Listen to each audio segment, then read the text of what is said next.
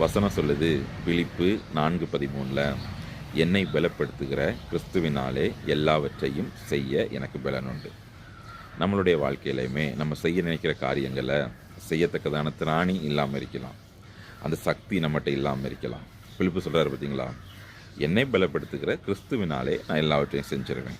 நாமளும் இப்படிப்பட்ட ஒரு விசுவாசத்தோடு செய்வோம்னா, அதாவது நம்மளால் முடியாட்டியும் எங்கூட இருக்கிற என் தேவன் என்னை இந்த காரியங்கள் சுதந்திரிக்கும்படியாக நடத்துவார் என்கிற விதமாக நம்பும் பட்சத்தில், விசுவாசிக்கும் பட்சத்தில், ஜெபிக்கும் பட்சத்தில், அவரை நம்பி இந்த காரியங்கள் செய்யும் பட்சத்தில் அவர் நமக்கு பலன் தந்து அந்த காரியத்தை மேற்கொள்ளும்படியான திராணியை நமக்கு தந்து சுதந்திரிக்க வைப்பார்.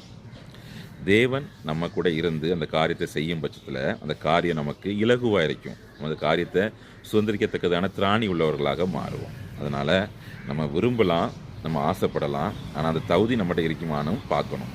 தகுதி இல்லையா, அதற்காக தகுதிப்படும்படியாக நம்மளை கர்த்தர் பட்சமாக விட்டு கொடுக்கணும். பிலிப்பு சொல்கிறாரு, என்னை பலப்படுத்துகிறா கிறிஸ்துவினாலே நான் அந்த காரியத்தை செய்வேன். என்னால் செய்ய முடியுங்கிற விதமாக சொல்லலை. அவர் தன்னை தாழ்த்தி கிறிஸ்துவை உயர்த்துகிறார்.